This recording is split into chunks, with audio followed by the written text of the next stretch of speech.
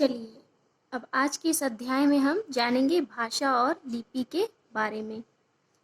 भाषा क्या होती है? जैसा कि हमने जाना, भाषा पिछले अध्याय में मैंने बताया था ना कि भाषा जो है हमारे संवाद की एक स्थिति होती है। अब लिपि जान लेते हैं क्या होता है। अगर इसको हम शब्दों में लिखेंगे तो इस प्रकार से लिखेंगे: लिखित ध्वनि संकेतों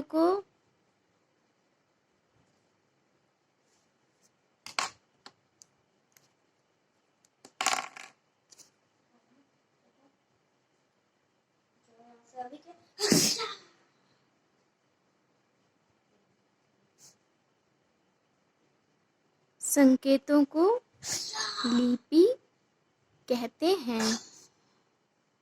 लिपि कहते हैं।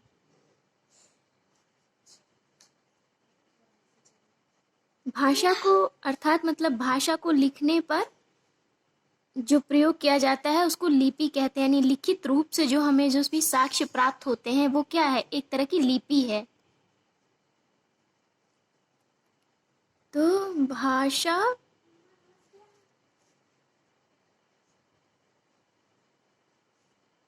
भाषा को लिखने के लिए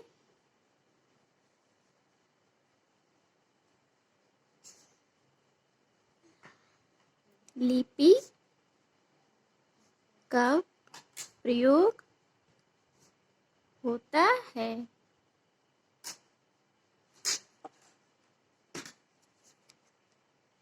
प्रायः हर भाषा की लिपि होती है।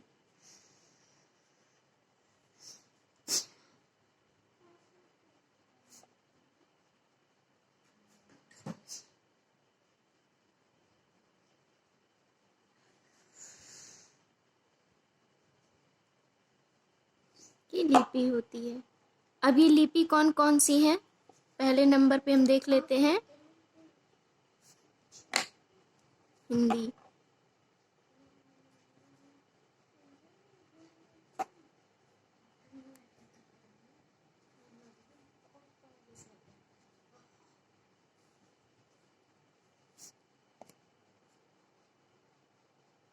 जैसा कि हम सब जानते हैं, हिंदी जो है देवनागरी लिपि में लिखी गई है। तो हिंदी की हमारी कौन सी लिपि है? देवनागरी लिपि।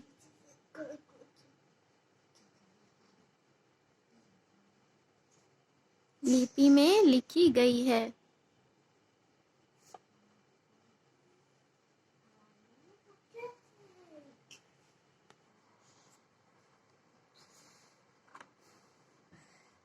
इसी प्रकार ये हम देख लेंगे, हिंदी, पंजाबी, अंग्रेजी, उर्दू और बांग्ला इन लिपियों में लिखे गए हैं। और इसके अतिरिक्त देवनागरी लिपि में लिखी जाने वाली अन्य भाषा हमारी है संस्कृत,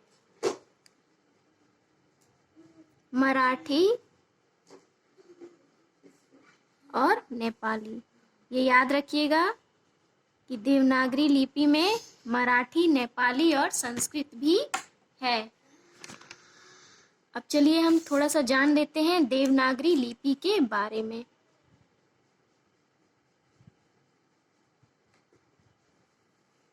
देवनागरी लिपि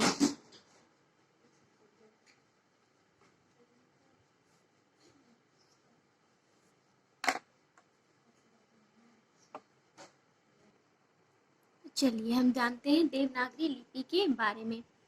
देवनागरी लिपि का विकास ब्राह्मी लिपि से हुआ, जो भारत की प्राचीन लिपियों में से एक है। दूसरी प्राचीन लिपि खरोष्ठी लिपि थी। देवभाषा संस्कृत के लिए प्रयुक्त होने के कारण नागरी लिपि को देवनागरी लिपि कहा जाने लगा। देवनागरी लिपि रोमन एवं फारसी लिपि की तुलना में अधिक वैज्ञानिक लिपि है, क्योंकि इस लिपि में वर्ण विभाजन में वैज्ञानिकता है। इस लिपि में मूलतः 14 स्वर, 35 व्यंजन, 3 संयुक्ताक्षर अर्थात कुल मिलाकर 35 वर्ण है। प्रत्येक ध्वनि के लिए एक चिन्ह है। वर्णों का उच्चारण अपरिवर्तनीय है। अंग्रेजी की रोमन लिपि में यू का और उच्चारण में बट में अ तथा पुट में उ है, किंतु देवनागरी लिपि में ऐसा नहीं है।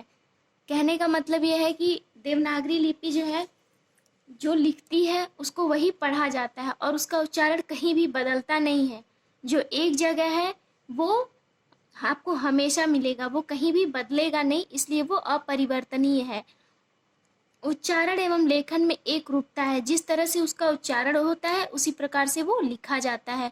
देवनागरी लिपि समग्र ध्वनियों को अंकित करने में समर्थ है। इंग्लिश में या किसी भी और भाषा में कहीं ना कहीं मतलब भाषाओं को अलग तरह से मतलब लिखा जाता है, उच्चारण कुछ और रहता है और लिखा कुछ और जाता है, लेकिन हमारी जो देवनागरी लिपि है उसमें ऐसा कुछ नहीं होता। ये जितनी भी ध्वनि है उसको अंकित करने में समर्थ है। यहाँ तक कि आपने देखा होगा ना, अनुस्वार अंगूर लिखना है तो उसके ऊपर हम बिंदु दे करके उसे पढ़ते हैं।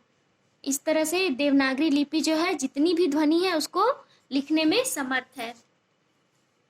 इसमें नियमबद्धता का गुण है, मतलब ये नियम पूर्वक हर जगह एक समान रहती है, इसका नियम कहीं भी बदलता नहीं है। यह गद्यात्मक, सरल एवं कलात्मक लिपि है।